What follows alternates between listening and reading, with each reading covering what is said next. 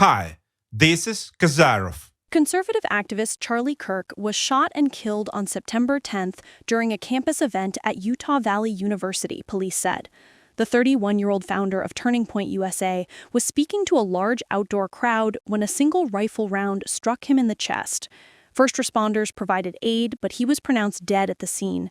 Authorities said the shot came from a rooftop roughly 200 yards away. Hundreds of attendees were evacuated while officers secured nearby buildings.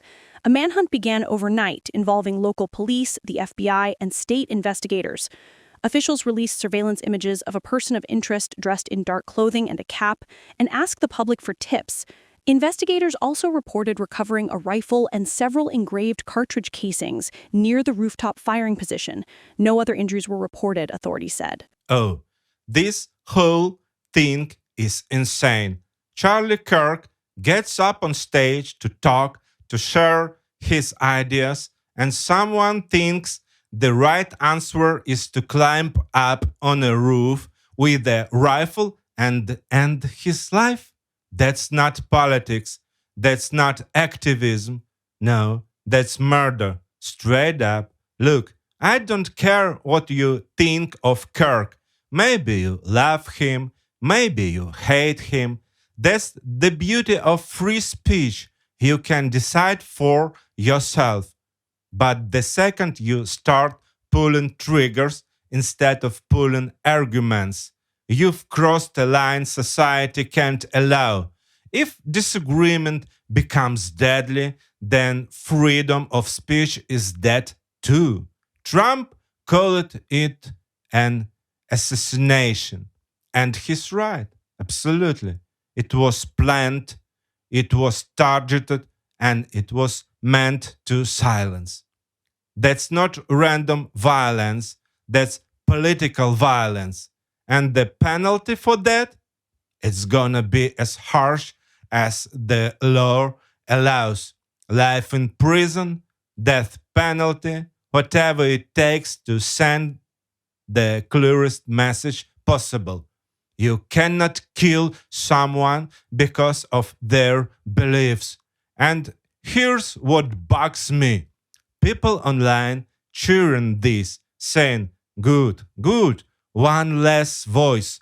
That's terrifying because if it's good for your side today, what happens when it's your voice tomorrow? Violence doesn't stay on one side. Once you normalize it, it spreads everywhere. The real test now is whether we stand up for the principle, not the person. You don't have to like Kirk, no, but you do have to defend his right to speak without being gunned down. That's what democracy is about, protecting voices, even once you can't stand. If we fail at that, then we've failed at the whole idea of America. On September 11th, authorities identified Tyler Robinson, 22 of Utah County, as the suspect in Kirk's killing and took him into custody. Governor Spencer Cox said Robinson was turned in after a family friend reported incriminating comments. Investigators cited Discord messages referencing retrieving and discarding a bolt-action rifle, surveillance images matching clothing worn by the person of interest, and prints recovered on a rooftop near the scene. A high-powered rifle was found in a wooded area close to campus. Officials said inscriptions were etched on cartridge casings, including phrases such as, "Hey fascist, catch," and "Bella Ciao." FBI Director Kash Patel said no additional suspects are being sought.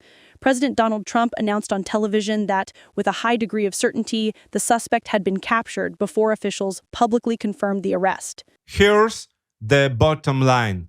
Tyler Robinson didn't just kill Charlie Kirk. He tried to kill free speech. That's what this was about.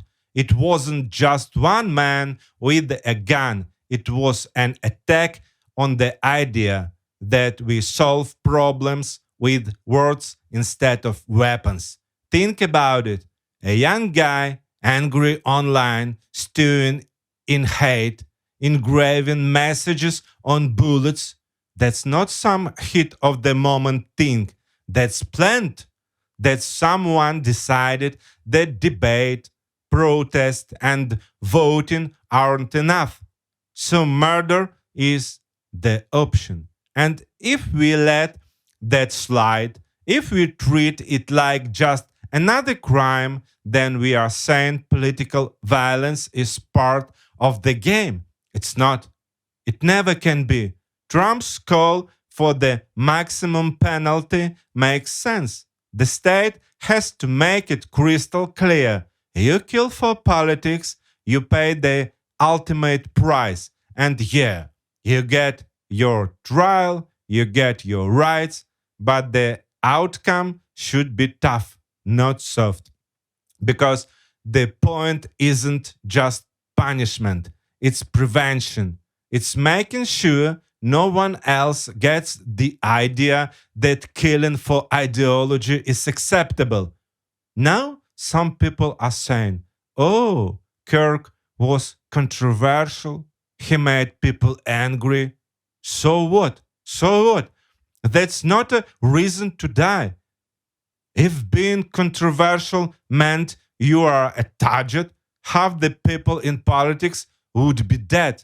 Anger isn't justification for violence. Never, never. We also need to talk about cooling down this atmosphere. Media, social platforms, politicians, they all threw gasoline on the fire. Words matter, but bullets and lives. If you don't like someone's words, fight back with better words. That's the way. Because once you cross into murder for beliefs, you destroy the foundation of freedom. You destroyed the foundation of freedom. And that's a cost too high for any society to pay. After the arrest, investigators released Robinson's booking phono and said he was booked into the Utah County Jail pending formal charges. Prosecutors are reviewing potential counts under state law and possible federal charges tied to violence on mass transit or political violence. Officials said the death penalty remains under consideration. Authorities said shoe impressions, palm and forearm prints were recovered from the rooftop, and forensic testing linked a recovered rifle and cartridge casings to the shooting. Robinson was apprehended in Washington County and transported to Utah County for processing. Officials said he acted alone and there is no ongoing threat. Public vigils for Kirk drew large crowds in Orem and other cities. University and state officials announced security reviews for campus events and urged the public to report tips as the investigation continues this week.